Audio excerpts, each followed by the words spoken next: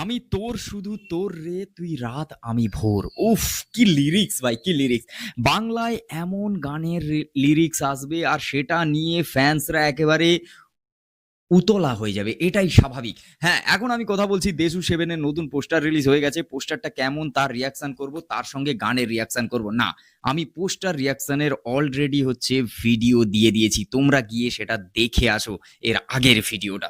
এটাই আমি শুধু এই কথাটা বলবো যে এই গানের লিরিক্সটা কেমন লাগছে। এই গানের লিরিক্সটা ফাটাফাটি লাগছে, শুনতে ভালো লাগছে। এর মধ্যে যে আমি তোর শুধু তোর রে এই যে বিষয়টা, তবে আমি এখানে একটা জিনিস প্রেডিক্ট করতে পারি তোমাদের, সেটা হচ্ছে দেশু 7 এই যে সিনেমার এখনো যে নাম আসেনি, এই সিনেমাটা যে দুর্গাপুজোয় রিলিজ হবে, একেবারে 16ই অক্টোবর রিলিজ হবে, সেটা কিন্তু পোস্টারে পুরো মেনশন করা আছে ডেটটা। এটাই আমার দেবকে ভালো লাগে, দেবের প্রোডাকশন হাউসকে ভালো লাগে, যে একটা সিনেমা অ্যানাউন্সমেন্ট করার সঙ্গে সঙ্গে কবে সিনেমাটা আসছে তার তারিখটা অবশ্যই অ্যানাউন্সমেন্ট হওয়া উচিত আমার মতে। এটা সব সময়ের জন্য আমি বলি, সেটা জিতের প্রোডাকশন হাউসকে তো আমি সবসময় এই কথাটা শোনাই যে ভাই, একটা সিনেমা তুমি নিয়ে আসছো, একটা প্রজেক্টে তোমাদের কাজ চলছে, সেটার একটা বাউন্ডারি থাকা উচিত, একটা টাইম লাইন থাকা উচিত। এই টাইম লাইনের মধ্যে হবে বা এই দিন এটা আসবে, একটা সবকিছু ফিক্সড থাকা উচিত, যে তাহলে তার ফ্যান্সরা অন্তত বুঝতে পারবে যে এই সিনেমাটা কবে আসছে। দেখুন দেশু 7 হচ্ছে পুজোর সময় আসছে, এই সিনেমার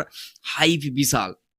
এই সিনেমা আমি যেটা দেশু 7 এই যে নামটার কথা বলছি, তবে আমি শুধু তোর তোর রে এই যে লিরিক্সটা আর যেভাবে হচ্ছে পোস্টারটাকে দেখানো হয়েছে, এক হাতে হোল্ড করে রয়েছে শুভশ্রীকে, তারপরে এক হাতে রয়েছে একটা বন্দুক, আর তারপরে হচ্ছে একটা স্করপিও হচ্ছে উল্টানো অবস্থায়, এই যে সিকোয়েন্সটা যেভাবে হচ্ছে পুরো রেডি করে পোস্টারে ডিজাইন করা হয়েছে, তবে তোমাদের আমি বলতে পারি, আর যে গানটা ব্যাকগ্রাউন্ডে বাজছে বস, এটা হয়তো হয়তো আমি এটা তুক্কা মারছি, এটা আমি জানি না, ঠিক আছে, হয়তো এই গানটা টাইটেল ট্র্যাক হতে চলেছে, বা এই সিনেমার নাম আমি শুধু তোর বা আমি শুধু তোর রে, এরকম কিছু একটা নাম হয়তো লোডিং চলছে, ঠিক আছে।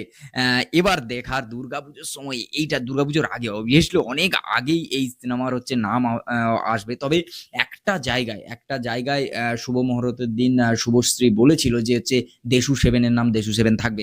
আমার মনে হয় না এটা যে দেশু 7 এর নাম দেশু 7 থাকবে, কারণ একটা সিনেমা এরকম শুরু হয়, ঠিক আছে, তবে দেশু 7 বিষয়টা যদি হয়, আমি বলবো আমার জন্য তো অ্যাপ্রোপ্রিয়েট নয়। এবার সেটা মেকার্সরা বলতে পারবে, সেটা হচ্ছে আম যারা বানাচ্ছে যেভাবে জিনিসটাকে পোর্ট্রেট করবে, যেভাবে সিনেমা হলে আসবে, তখন বোঝা যাবে জিনিসটা।